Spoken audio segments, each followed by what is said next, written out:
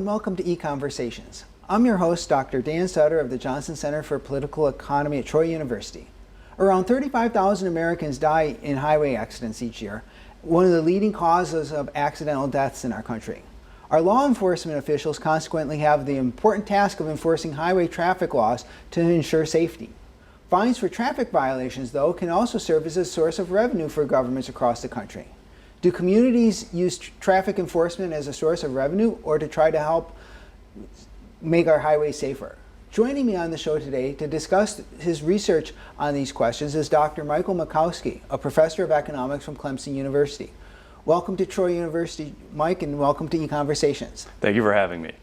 Well, we're going to be talking today about something that we think we all observe, and we can all think of a town that we drive through where we all think like, oh, that's got to be like a speed trap. But you're approaching this as an economist, and so as an economist, when you sought to do some research on this topic, what are some questions that you were bringing to this issue that that the average of viewer just driving through that town where he sure is a speed trap is going to be thinking about it differently?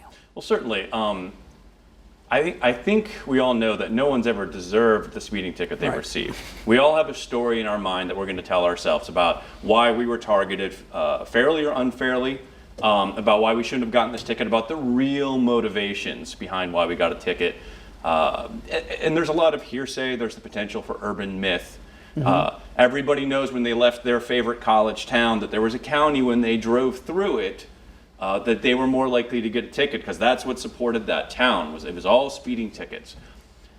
But as an economist, you want to approach this as, is there a way that I can identify the real mechanism at work here? Can I identify the direction that causality is going? Can we find a connection between the financial state of the local government, their fiscal condition, the distress they might be under, the pressure they're experiencing to generate new revenue, and how they're enforcing traffic law on the streets? So that's where we want to immediately go to the data, but we want to find a specific circumstance where the financial state is outside of the safety conditions. We would say it's exogenous to the traffic safety conditions of that town, and the behavior of drivers in that town, and then see, does that financial condition affect the discretionary choices made by officers? So what we'd like to do then is, if we can find a community where the story would be financial distress hits the local community, they need revenue, and that's going to allow us to be able to see if there's a link here between raising revenue and tickets, right? Because now we have a change that's coming in. And it's that change that's really important from a research perspective to be able to allow us to nail this down, right? Yeah. We're always looking for an event, an exogenous event. We can say before and after this event, did the world change in some other meaningful way, in this case with traffic law enforcement.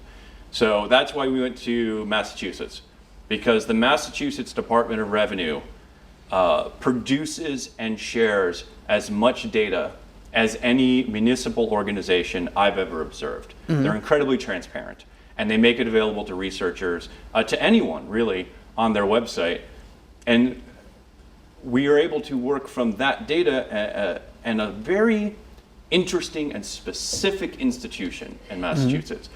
During the 1980s, there was what's referred to as the tax revolt, that a number of states wanted to place limits on themselves and how the state government and the local municipal governments increased and raised revenues. So in Massachusetts, it's known as Proposition 2.5, and the law is simply a ceiling on property tax revenues, the total amount they can bring in, and also the rate at which it can grow.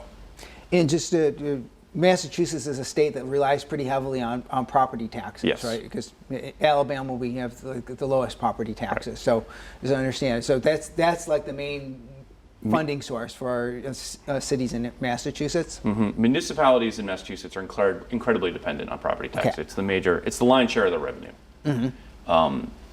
But they had enough forethought when they designed this to understand that whenever you create complete inflexibility that can spell trouble because circumstances change. So there's also the opportunity, what's called an override vote, where they can hold a local town referendum, and it's a really pure form of democracy. Every local voting age citizen can go and vote on this, and if a majority say yes, they can lift that limit. They can go over that limit by some specific dollar amount, and the town has to tell them how much money they want, what they're going to spend it on, and then the local voters get to say yay or nay. Well, from an economist's point of view, this is a delightful situation, because now we have an event that's a vote that only happens when a town needs money. So what happens when the town says no? That means a town has signaled they're in significant fiscal distress, they need to raise additional revenues, and their main avenue has been blocked. So where do they go next? Well, they're going to look for alternative revenue. And what we posited is that speeding tickets could be that alternative revenue source. And speeding tickets would be a good way from a local town's perspective to try to raise revenue, because it does provide an opportunity, as we started by saying, like, oh, you can write tickets for these out-of-towners. And that means that the fines that you'd collect would be, I guess economists use this term tax exporting to refer to this kind of case. So you could tell us a little bit about what we mean what economists mean by tax exporting and how it applies actually to traffic tickets. Well, for a rational, vote-maximizing politician who wants to retain their office, taxes are a double-edged sword. Because on the one hand, you bring in revenue that you can use to spend on public goods that people appreciate and can gain you votes. But at the same time, you're taking money from them. There's a cost and a benefit. If you are presented with an opportunity where you can provide public goods, but the revenues come from people who don't vote in your election, that's a really great opportunity from your point of view to maximize votes. And so a speeding ticket, first of all, has this opportunity to be a net positive in terms of maybe it's going to increase traffic safety. But it has this additional, very attractive bonus for local politicians that many of those drivers won't vote in your election. They'll be from other towns, or perhaps even better, other states. And this is, again, it's now a low-cost revenue source for you politically. And another thing that's nice about Massachusetts is that you're talking about municipalities in Massachusetts, and the towns in Massachusetts are actually quite small, right? Yeah. So there's a lot of opportunity to be taxing out-of-towners in that case. I haven't looked it up lately. I think my recollection is there's 351 municipalities in Massachusetts. It's not a geographically large state. It gives you a sense of how small and tight these communities can be.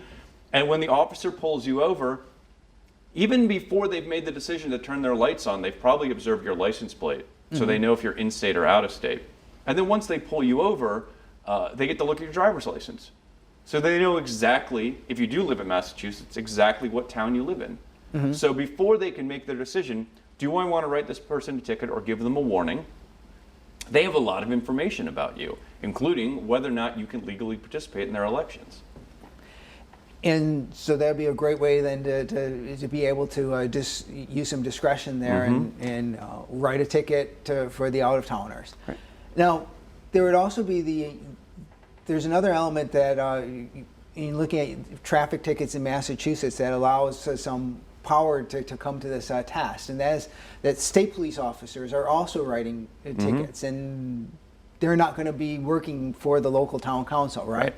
So what we'd expect is that in terms of this out-of-town effect, we'd expect that state police would be exempt from it, that they're largely monitoring the highways, and that's going to have lots of out-of-state drivers obviously coming through on interstate highways. But at the same time, so they're not monitoring the local roads, and the revenues from the tickets they write are going directly to the state. So they're not going to be operating on roads that are within the town purview in terms of safety typically, and they're not going to generate any revenue. So they should be almost entirely exempt from this effect. But at the same time, then if there is if there happened to be at the same time as town was having a budget crisis, drivers just started speeding a lot more in that whole community, then you should be able to pick that up in terms of the ticket writing behavior at the state police and not just the local police. We do have a little bit of a control then, right? We can get a sense of the local safety conditions of that town in terms of how and driver behavior. And so you have that nice sort of contrast there.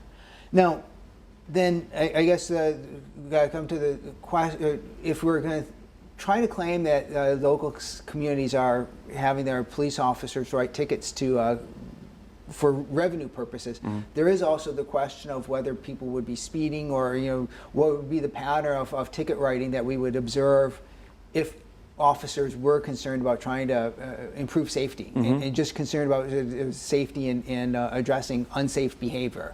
And so you can control for, what do you include in your study to try to get at that? You include like how fast, do you have data? The most important thing we know is how fast the driver was going. We're using that as our principal identifying data point for how reckless was this behavior that the officer identified. And the beauty of the speeding ticket data, which we acquired in part thanks to the Boston Globe, where there for 2 months, every stop in the state of Massachusetts, every police stop was recorded. And a significant amount of data was brought from it, including the race and gender and age of the driver, where they were from in terms of their zip code and their state. But more importantly, again, how fast they were going and the violation that they were assigned by the officer. And then from the officer side, we know we have a unique identifying code for the officer, so we can control for their individual proclivities or idiosyncrasies. And most importantly, did they actually issue them a ticket or simply a warning? And if they issued a ticket, what was the dollar amount of the fine? So then what were some of the results that you found here? Did you find any evidence that the cities were indeed using tickets as a source of revenue? Yes. So again, we have this natural experiment in towns that called an override because they need revenue, and the town said no. And what we found is that as a baseline, out-of-state drivers were 10% more likely to get a citation. Out-of-town drivers were 10% more likely to get a ticket. Out-of-state were 20% more likely. So if you were just out of town but within Massachusetts, 10% more likely. But if the town had called an override and it failed, so the town needs money, there was another 27 percentage point increase in your probability of receiving a fine if you were from out of town. So your cumulative effect in towns that needed money is out-of-town drivers were 37 percentage points more likely to receive a fine. It's a pretty hefty bump. Yeah. Now, you had some other results as well, because one of the things it's been in the news a lot over the last year or so is the possibility of racial profiling by police officers. Did you find any evidence of that? Well, unfortunately, while this ends up being a perfect natural experiment on the fiscal side, the actual reason for the data collection, the announced reason for why every police stop was going to have this data recorded, is they were very concerned with racial profiling. So officers were actually primed to not racially profile during this 2-month window. So we didn't actually observe any effect on Caucasians versus African Americans. However, because the bulk of the prime was about racial profiling of African American drivers, I don't think it's a coincidence that we did see a greater probability of receiving a fine if you were Hispanic. Now, in the other direction, again, they were primed to think about racial issues. We did observe a significant decrease in the probability of receiving a fine if you were a young woman. Which, so again, actually holds up in the data. Yes, the standard anecdote that we've been telling for years is that not we, but that the urban myth that young women can get out of speeding tickets might not be a myth. That the data does seem to back that up to some degree. And then you also had a control in your study for communities that had a lot of tourist revenue, yeah. Right? when a town was disproportionately dependent on hospitality-related revenues, so food, drink, entertainment, the out-of-town and out-of-state effect almost completely went away. Because as much as you want to bring in that revenue by exporting their taxes to them, you don't want to export it to your best customers. Yeah. It's interesting how that could help offset the effect there. Now, we're also concerned about writing tickets because it is related to highway safety. And so if we have law enforcement writing more tickets for speeding, cracking down on speeding or other types of unsafe driving, hopefully we might see that the highways will become a little safer. And that's an important issue in the U.S., isn't it? Because, I mean, as I mentioned in the intro, 35,000 deaths every year on the highways. So thankfully, that's numbers come down over the years. But I mean, that's still a very significant number of accidental deaths, right? It's one of the major sources of death in the United States to this day, and certainly for young people especially. And that is the principal objective of traffic law enforcement. As much as we're discussing the fiscal motivations, the primary goal was always intended to be traffic safety. That aggressive, high-speed driving imposes this negative externality on the other drivers on the road, and we want to discourage that, but we're trying to find the optimal level of enforcement. So while we'd prefer that traffic law enforcement not be motivated by fiscal means, that it's only safety means, this creates an opportunity again, because we're never quite sure what is the correlation and causal force between the number of tickets and the number of accidents. Because what you expect is that officers are going to write more tickets where people are behaving more dangerously, and that's going to lead to more accidents. So the data could actually make it look like speeding tickets are causing accidents. Now, we intuitively and logically know that that's not likely to be the case, but how do we then go to the data and test it and find out what is the magnitude of the effect of law enforcement? And because of this exogenous fiscal event, we can look and say, well, what happens in towns who write more tickets because they need revenue? Do those additional tickets reduce the number of accidents? And so we go to the data, and this is a great example of what economists specialize in empirically. We're especially equipped to identify causality. Right. So we're going at the data, and what we see is that, yes, in fact, every 100 additional tickets that a town writes corresponds to roughly 14 fewer accidents per year. And if you go beyond that, because again, we don't want cars to get hurt, but we're really concerned about people getting hurt, we can go look at injuries. And again, every 100 additional tickets that a town writes, resultant of these fiscal motivation, leads to roughly 5 to 7 fewer injuries per year in a town. And that's not trivial. That tells you that whether it's people getting pulled over and that removes them from the road and makes them behave more safely because they've been issued this ticket, whether it's people just being aware that officers are out there or observing other people's getting a ticket, that officers out there writing additional tickets is creating a non-trivial increase in safety. And that is somewhat a somewhat surprising result, because there could be ways, there may be stretches of road where for one reason or another the speed limit is just set too low. And we all, probably all know in our towns some stretch of road where the speed limit is just set too low. People are always speeding there. You could, in fact, send the police out there to just write tickets on that road, and they could probably write tickets one after another as cars drive down the road. It may not have a very big effect on safety, right? Yeah. So this is actually an important finding in some sense. Yeah, it shows you that any additional enforcement is going to have some sort of positive, is likely to have some sort of positive effect on safety. Now, it doesn't say that this is the optimal mechanism for enforcement. I have no doubt that if you had to choose between officers locating where they can maximize the dollar value of the tickets they write versus officers locating where they can maximize safety, such as a blind intersection, that we'd see a bigger safety effect with that motivation. In fact, it always gets tricky when you're trying to identify a precise measure of the safety effect. So this lets us know that tickets work, that they're accomplishing their task. It does not let us know whether or not it's optimizing it's accomplishing their goal optimally. So that's still out there. That's still out there to be identified. Because tickets also bring with it, when there's discretion in law enforcement, as there is with tickets here and with their fiscal motivations, it does create uncertainty.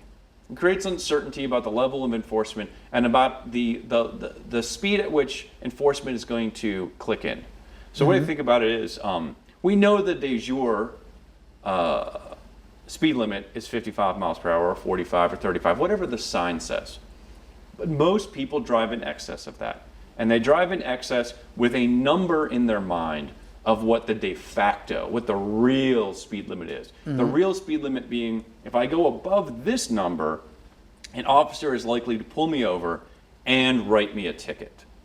Now, when fiscal motivations shift where that goal line is, well, that's a problem now, because now people have different numbers in their heads. And variance in speed is a real problem. Right. When we talk about there's people driving too slow here, too fast here, you can make a strong argument that it's not the average speed, it's the variance in speeds, the difference in the highest and the lowest speeds. That's really causing it's causing accidents, it's causing less safety. So we know that officers writing tickets works, but we don't know if they're doing it optimally.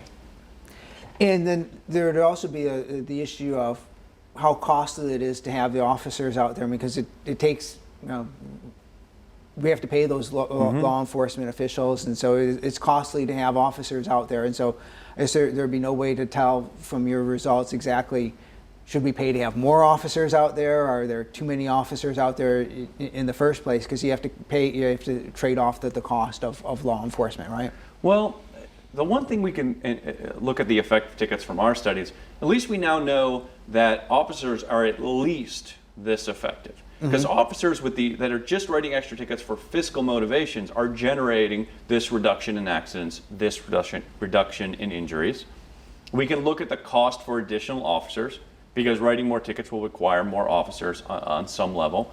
And we can at least assign some minimum value. So that we know that if an officer costs an additional $60,000 a year, that how many additional tickets are we going to get out of them? How many? What's the likely reduction in accidents and injuries we're likely to observe? Is it worth it? Because there is unfortunately some optimal level of enforcement. The money can be spent in a lot of different ways that are all beneficial to the public in terms of safety and human outcomes. So this isn't going to give you the precise number of this is exactly how much value we'll get out of additional officers patrolling the roads, but it's at least going to give you some sense of it. Now, let's see. So I want to go back a little bit to this question of the endogeneity of policy, because it's one that is very important to economists, and it is one that has plagued. I did some research in the past on highway safety laws, and so I mean the possibility, there's always that danger that we know that when a state adopts, like say a seatbelt law or adopts a auto and safety inspection law, which was the laws I was looking at in some past research. I mean, there's always that danger that the law is getting adopted because there was some specific, specifically high element of risk or danger in that state. And so, I mean, talk a little bit more about how it is that this plagues so many of our efforts to try to evaluate the effectiveness of policy, if you could. Well, economists are always looking for natural experiments. We're always looking for events or institutions or new laws, something that changes the world in the local world in some meaningful way. So we can essentially identify a before and after effect. And this allows us to get at the causal effect, the causal direction, and a more precise estimate of the magnitude of the effect of something. Because the world is very complicated, and we very rarely get to run a proper scientific experiment about the world, where if I controlled the police department, I could turn a dial and increase the number of tickets being written. That would be great, because then I'll just turn that dial up one notch every week for a year, and then find that optimal level of like, okay, we're spending this much more on officers, we're seeing this many fewer accidents and injuries and fatalities. This is great, this is where we maximize it. The world rarely gives us that. But we do have something in the economist toolkit in terms of how we look at the world, in terms of how we evaluate it statistically, that we can go to the data and really distill out the causal effect. It allows us to deal with things like endogeneity, which direction do forces work. It allows us to deal with omitted variable bias, those secret things that we can't see that are actually the source of change. It gives us a chance to control for all of that and really identify the effect of X on Y. And the Massachusetts fiscal events are just a perfect example of that. They've given us a laboratory. They've given us this additional motivation, and we know exactly when it clicks in. We know exactly when the event occurred, when they became in greater need of revenue, and we can look at its effects. And we, of course, were just focusing on speeding tickets here. But there's all kinds of other things we can look at, because we know that officer discretion exists in a wide variety of avenues. We know that they often yield revenue from their decisions, whether to arrest someone, whether to fine someone, whether to cite someone. We know it yields revenue. If we can identify these motivations, well, then we can use that to have this exogenous source of variation and these rules being enforced, and actually find out what kind of effect it's really having.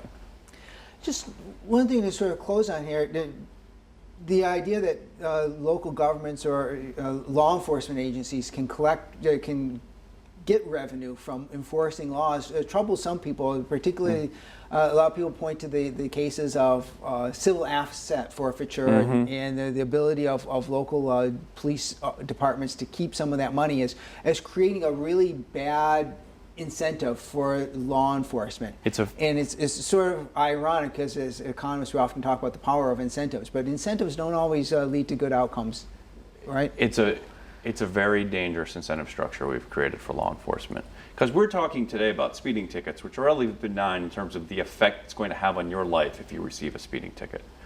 But we've created fiscal incentives for all kinds of other enforcement, drug enforcement, DUI enforcement, even simple laws like jaywalking that have relatively high fines. We've created an incentive structure where officers' discretion is leaning one way, strictly motivated for money. And we're talking now about things you can be arrested for, which fundamentally change the trajectory of your life. If you are arrested for a felony at 19 years old, what you can expect from the rest of your life in the data is very, very different. So I'm a big proponent of revenue neutrality in law enforcement. I think the law enforcement has a very specific goal, and as much as I love these natural experiments and I love what they let me learn, I would prefer a world where revenue motivations were not a part of law enforcement at all. Well, thanks very much. I think you enjoyed this very much, and thank you for joining us. Join us again next time for another EconVersations.